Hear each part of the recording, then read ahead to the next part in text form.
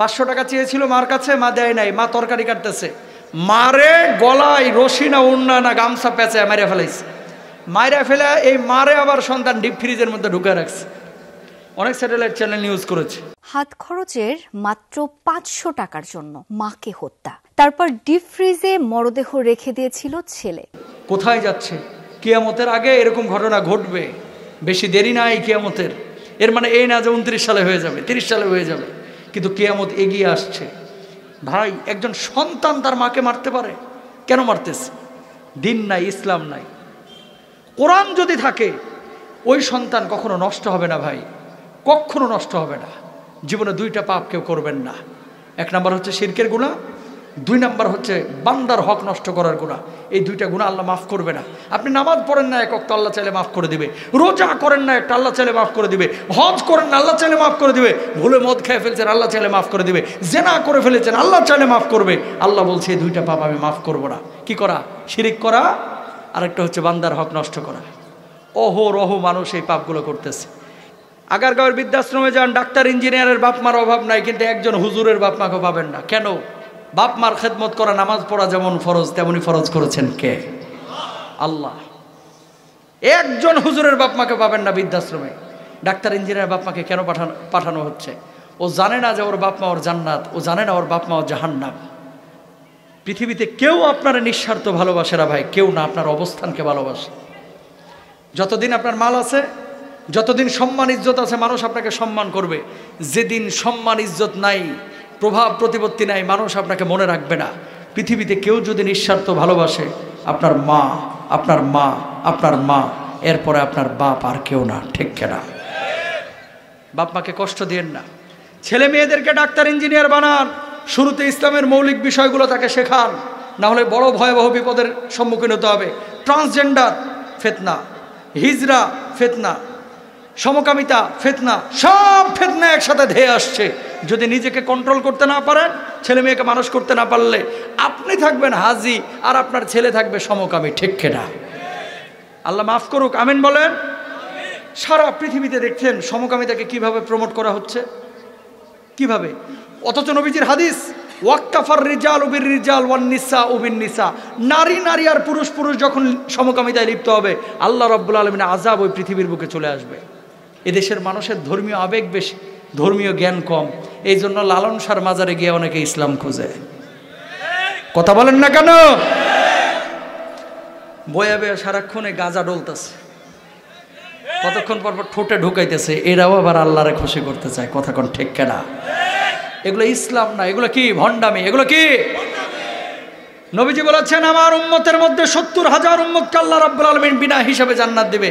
আরেকজন মুহাদ্দিস বলতেছেন, 70,000-এর সাথে 70,000 গুণ দিয়ে যত সংখ্যক হয়, এত সংখ্যক উম্মতকে বিনা হিসাবে জান্নাত দিবে। তারা কারা? লা ইয়াস্তারকুনা, যারা দাগ কেটে চিকিৎসা গ্রহণ করে না। ওয়ালা ইয়াতাতায়্যারুনা, অশুভ লক্ষণ যারা বিশ্বাস করে না। ওয়ালা ইয়াত্তাবুনা, যারা অবৈধ ঝাড়ফুঁক করে না। ওয়া আলা রাব্বিহিম ইয়াতাওয়াক্কালুন, সর্বাবস্থায় যারা আল্লাহর উপরে তাওয়াক্কুল করে, এদেরকে আল্লাহ তাআলা কিয়ামতের ময়দানে বিনা হিসেবে আল্লাহর জান্নাতে দেবে। জোরে সোরে বলেন সুবহানাল্লাহ। কি শিখলাম সূরা থেকে? 1 নাম্বার, ঈমান আনতে হবে। আল্লাহর জন্য যেখানে জানের প্রয়োজন জান দেব, যেখানে মালের প্রয়োজন সেখানে মাল দেব। সৎ কাজ করব, কখনো মানুষকে ঠকাবো না, শিরকের ধারে কাছে যাব না, হারাম কাজে জড়াবো না, হালালের সাথে থাকার চেষ্টা করব। আল্লাহ তাআলা তৌফিক দান করুক। সবাই বলেন আমিন। মানুষ আল্লাহ তাআলার অন্যতম সেরা সৃষ্টি, সত্ত্বেও মানুষের মধ্যে এত ভেদাভেদ কেন? ভেদাভেদ থাকা খারাপ না।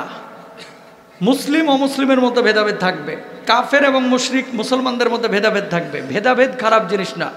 ভেদাভেদ দিয়ে ফাটল সৃষ্টি করা, বিহাবলিল্লাহি জামিআ, আল্লাহ তাআলা যে বলেছেন আল্লাহর রুজুকে এক মানে আঁকড়ে ধরতে, এই রুজুটা কেউ যদি ভাঙে তাহলে আল্লাহ রাব্বুল আলামিন তাকে জাহান্নামী হিসেবে আখ্যায়িত করেছেন। তো মুসলমানদের মধ্যে ভেদাভেদ, এটা মুসলমানদের মধ্যে না, সাহাবীদের মধ্যেও ছিল।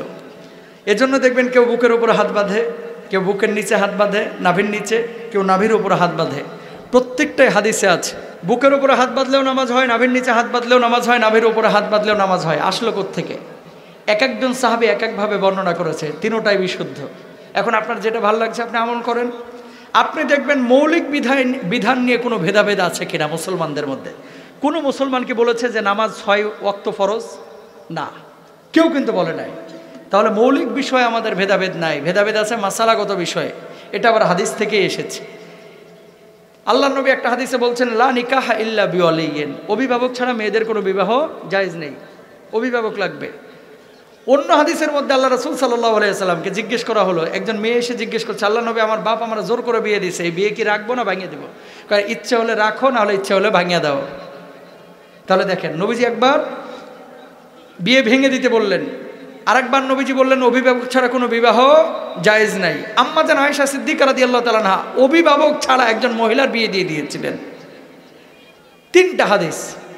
এখন নবীজি সাল্লাল্লাহু আলাইহি ওয়াসাল্লাম যেহেতু বলেছেন অভিভাবক ছাড়া বিয়ে করা জায়েজ নাই, তাহলে মেয়েরা এই হাদিস গ্রহণ করেন, অভিভাবক ছাড়া বিয়ে করবেন না। আম্মা জান আয়েশা সিদ্দিকা রাদিয়াল্লাহু তাআলা আনহা যেহেতু অভিভাবক ছাড়া বিয়ে দিয়েছেন, তাহলে তালাকপ্রাপ্ত মহিলা যদি অভিভাবক ছাড়া বিয়ে করতে চায় বিয়ে করা জায়েজ আছে, শরীয়তের মাসালা এমন। আর কুমারী মেয়েরা অভিভাবক ছাড়া বিয়ে করতে পারবে না। তো হাদিস তো 2 রকমই দেখা যাচ্ছে। এখন আপনার যেটা ভাল লাগে আপনি মেনে নেবেন। তো ভেদাভেদ এটা খারাপ না, মুসলমানদের মধ্যে ফাটল তৈরি করে অমুসলিম কাফেরদেরকে সুযোগ করে দেওয়া এটা হচ্ছে গুনাহের কাজ। হুজুর হাদিসে আছে কিয়ামত আসরের পরে হবে, কিন্তু বাংলাদেশে যখন আসরের পর, অন্যান্য দেশে তখন ভিন্ন সময় থাকবে। এটার ব্যাখ্যা জানতে চাই, কে বলছে আপনারা আসরের পরে কিয়ামত হবে? এই ধরনের বিষয়গুলো নিয়ে যতগুলো হাদিস আছে, হাদিসের বর্ণনা নিয়ে মতবিরোধ রয়েছে। কিয়ামত কখন হবে, কোন দেশের কোন সময়, এটা আল্লাহ ছাড়া কেউ জানে না। ইয়াসআলুনাকা আনিস সাআহ, কোরআনের আয়াত।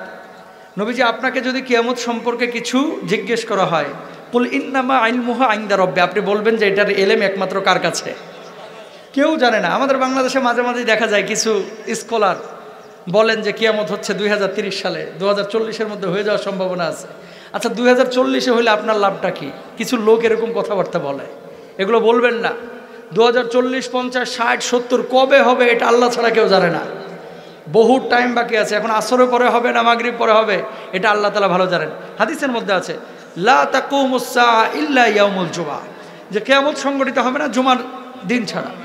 তো কিয়ামতের জ্ঞান আল্লাহর কাছে আছে, এটা আমরা মাথায় রাখবো। ইসলাম প্রচার পৃথিবীতে তো বাবা আদম ও মা হাওয়ার মাধ্যমে হয়েছে। তারা তো আরবিতে আরবি ভাষায় দাওয়াত দিয়েছে। বিভিন্ন ভাষা হলো কিভাবে? আল্লামাহুল বায়ান, এটা আল্লাহর কথা। গোত্র উপগোত্রে আল্লাহ তাআলা ভাগ করেছেন এবং ভাষার শিক্ষা আল্লাহ তাআলাই দিয়েছেন। সুতরাং আরবি ভাষায় আল্লাহ তাআলা নবীদেরকে পাঠিয়েছেন, আমাদেরকে এই ভাষা আল্লাহ তাআলাই শিখিয়েছেন। এটা নিয়ে কনফিউশনের কিছু নেই। ভাই এত প্রশ্ন, এগুলো তো জবাব দিতে 2 ঘন্টা লাগবে, এত প্রশ্ন আলোচনা করা যাবে না, অন্যদিন হবে ইনশাল্লাহ। পালিয়ে বিয়ে করা, এই একটা পেজে নেব। পালিয়ে বিয়ে করা জায়েজ নাকি না জায়েজ? আল্লাহর নবী বলেছেন আইয়ুম আমরাতিন নাকাহাত বিগাইরি ইজনি ওয়ালিহা ফানিকাহুহা বাতিলুন বাতিলুন বাতিলুন। কয়বার বলছে? কোন মেয়ে যদি পালিয়ে বিয়ে করে অভিভাবকের অনুমতি ছাড়া, তার বিয়েটা বাতিল বাতিল বাতিল। কয়বার? 3 বার। এখন ছেলেরা মেয়েরা যেটা করতেছে, বাপ মা বিয়ে দেয় না দেখে জোর করে বিয়ে করে ফেলায় পালায়া। আমি তোমাদেরকে একটা কথা বলি ভাই, যুবকদেরকে, পালায়া যে বিয়ে করতেছে একটাবার ভাবো না 22 বছর তোমার মা তোমাকে রান্না করে খাওয়াইলো, এ মাটা কষ্ট পাবে, এ বাপটা কষ্ট পাবে। বাপ মার দোয়া ছাড়া কোনোদিন পারিবারিক জীবনে সুখ আসে না। তুমি যে বদদোয়া নিয়ে পালায়া বিয়ে করতেছো এটা তোমার জন্য নাজায়েজ। তবে হ্যাঁ, যদি নিয়মিত মেলামেশা করে, জেনা ব্যভিচারে লিপ্ত হয়ে যায়, নিয়মিত জেনা করতেছে, বাপকে বলতেছে বিয়ে দাও, বাপে দেয় না, এরকম যদি ক্ষেত্র হয়, এক শ্রেণী স্কলারদের মতে জেনা থেকে বাঁচার জন্য সে একাকী যদি রাষ্ট্রীয় আইন, শরিয়ার আইন মেনে বিয়ে করে, তাহলে তার জন্য জায়েজ আছে। পরে ক্লাস 5-এ 6-এ 7-এ 8-এ এখনো দাড়ি মুছ গজায়নি, বিয়ের লেগে পাগল আছে না এরকম কিছু? প্রেম ট্রেমে একেবারে মেসাকার হয়ে গেছে। এগুলো করবেন না। পারিবারিক অনুমতি নিয়ে বিয়ে করেন, আল্লাহ বারাকা দেবে ইনশাল্লাহ।